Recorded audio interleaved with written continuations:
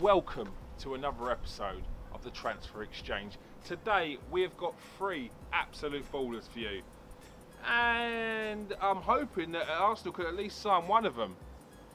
First up is Benfica winger Rafa Silva, and boy oh boy what a player he is. He reminds me of Riyad Mahrez a little bit. He's got all the tricks in the bag, he's got pace, and he's not afraid to take on the defender. They're saying that he's going to cost 73 million euros. Now, these release, I don't even know why they bother with them, because no one's paying 73 million pounds for a 27-year-old who is a late bloomer, should we say. So it's not going to happen. But that's not to say that we wouldn't be able to get him for a cool 30 million or such. And he looks like a decent player. I mean, this is a guy who's contributed to 15 goals in 25 games for Benfica. That's no mean feat. And he's come from a decent team in Braga. So, is there much to the story? We're going to look into it, because this is another player we'd like to sign. It ties in with the type of player that we've been linked with over the last 2 to 3 months. Very, very technical, very quick, and very skillful. That says that Mikel Arteta thinks there's a lack of creativity in our team, a lack of flair. So he's going for that. So don't be surprised if we get a tricky winger in the transfer window, as well as Jules Lewis. So watch this space. Next up, they've labelled him the next N'Golo Kante. I don't see it. I see much more. I see more of a player than Kante. And I'm not saying he's better than Kante now. Don't get it twisted. What I am saying is this guy's a box-to-box midfielder who brings more than just being a DM. Now, N'Golo Kante was the best DM in the world, regarded as the best DM in the world for the last 3-4 years. This guy ain't that. He's a box-to-box midfielder who is that midfielder who likes to get stuck into a challenge. Who some people like to score goals. This guy likes to tackle. You gotta love that. He's just one of them people that love to get stuck in, loves to get involved, loves the battle. And I've got a lot of time for that. But his passing is immense as well, his vision. And the reason why I say he's not Kante, the reason why I say he's not the next N'Golo Kante is because he's got flair. And that gets him out of tricky positions sometimes. Now, you're probably thinking, the guy comes from Brest. How good can he be? Well, I'm a Brest man. He's good.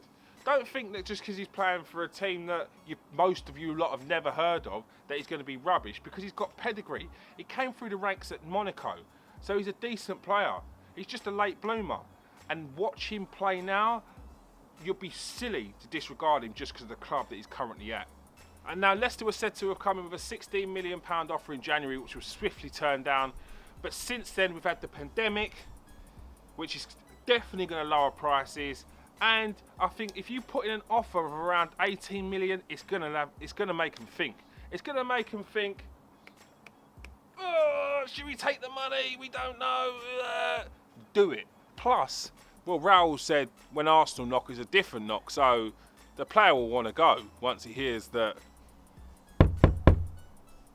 Arsenal have knocked. Do I think we're going to get this player? I hope so. He looks decent. I spoke about Anis Ben Slimane before, yeah? This guy's very similar, in a similar mould. The only thing is, I'd say Slimane's a bit rawer, and he's probably a bit more attacking. But this guy could be the box-to-box midfielder we're looking for. The one thing I would say is he needs to work on his finishing. If you're going to play at a level in the Premier League to be a top 6 to top 4 team, you have to be able to finish. You have to have that in your game. You can't just be that rugged tackler who can get out of positions and can pass, but once you're in front of goal, you go missing. That'll be a problem. And it will be okay at first, but as soon as you start getting chances, which at Arsenal you inevitably will, and you're not taking them, the crowd will get on your back. So if he works on his finishing, this could be a great signing for Arsenal. So, Ibrahima Diallo, we're going to look into it, and we're going to speak to a couple of French experts to see what they really think. Next, and last up, but by no means least, Arsenal are potentially looking at a swap deal for Patrick Kluivert's son. I'm sorry, Justin. I'm sorry. It's the last time I mention your dad when I'm talking about you, because it's rude. It's rude, and I'm not rude. I'm not rude. So I won't do that again. But potentially, we could be doing a swap deal with Mkhitaryan and Justin Kluivert. And would I take that? Yes. Would I take that and snap it? Quickly, just in case you change your mind, because Mkhitaryan is going to play in Italy because he can't keep up with the pace. He's not consistent enough for the Premier League. Rather have a young 21-year-old with bags of potential than a 31-year-old who's at his peak and knows where he wants to be, and that's in Italy. So get it done.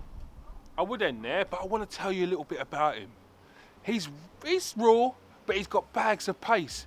And if he can emulate anything better than Mkhitaryan, you thought I was going to say his dad, then we've got a player.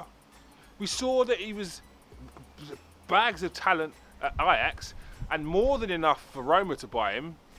So I'd like to have that at Arsenal. People would say we don't need another winger, but I just don't see that.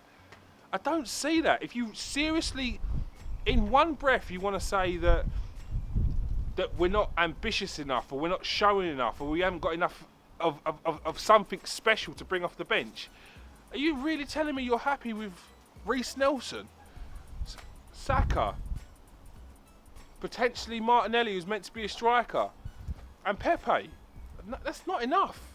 That's not enough.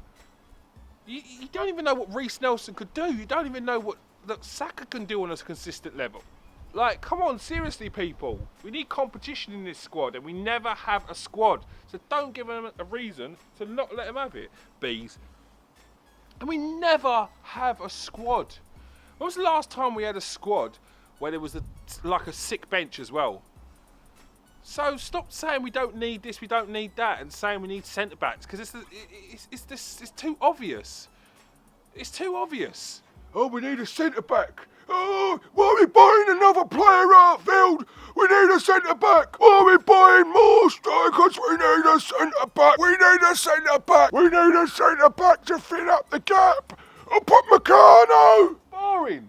It's boring, and it's so one-dimensional thinking that Arsenal leak a bit sometimes. They need a new centre-back. What about our midfield? What about our midfield? There's no creativity. When was the last time we got 10 goals from midfield? We haven't in years. So we need something there. How many goals did Saka get last season? How many goals did Reece Nelson get in the whole time he's been here? How many goals did Pepe get? I'm waiting. So you lot can turn around and say it's only one season, but it's not good enough. There's no creativity. There's just not enough. It's just simply not enough. Not enough flair, not enough creativity, and we need to get goals from midfield. But if we could potentially get Kluivert in a swap deal for Mkhitaryan to fill the gap that he wasn't filling that whole time that he was here, well, in a consistent level, then I'll take that hands down all day long. Not even going to think about it. Like I said, grab it with both hands. You see how quick that was? Would you like to swap Mkhitaryan for... Do you know what I mean? It doesn't even matter. Would you like to swap Mkhitaryan for...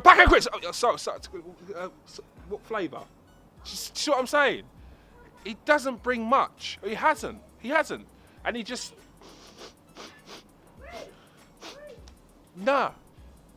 Nah, stinks of Unai Emery era. So I'd like to just swiftly move on from that.